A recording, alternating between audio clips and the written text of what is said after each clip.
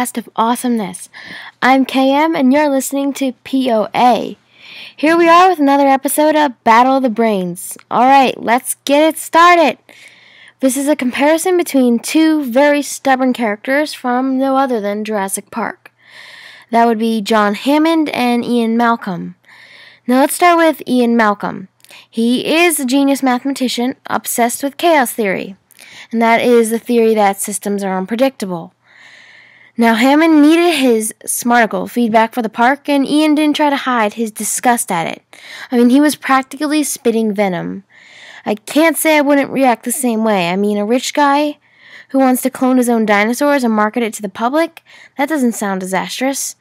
To Hammond, who was very much offended, he wouldn't hear of it. Now, Ian is different from Hammond in very obvious ways. What can I say? He doesn't try to hide his opinion.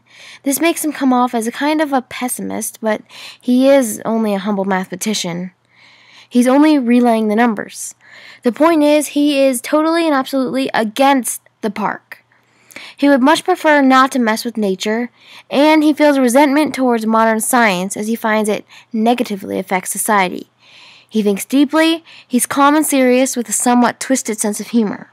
He thinks towards the future, and he focuses on reality. Hammond's turn. Hammond's an interesting kind of guy. He, unlike Malcolm, is very enthusiastic about everything, including the park. He wants to gain the audience's attention, treat them to the most fantastic sight on earth, living, breathing dinosaurs. To him, dinosaurs are like objects, to be treated with the utmost of care. In return, they are to behave. In his head, this whole park ordeal is easy.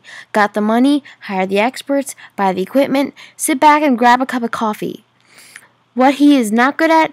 Managing anything. In fact, I wonder if he could responsibly take care of a hamster, much less a park full of flesh-eating carnivores.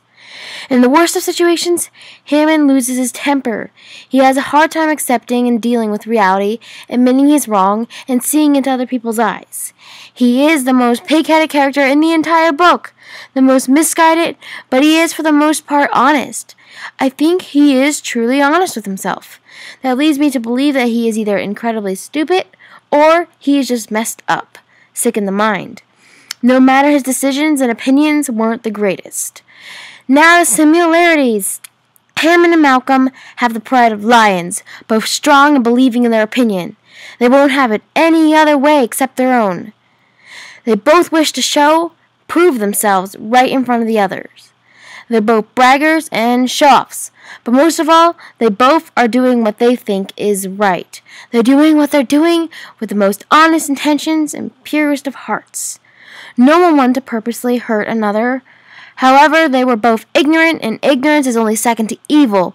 They battled, they clashed, they argued. To no extent they argued. None the matter, they always were stuck on square zero.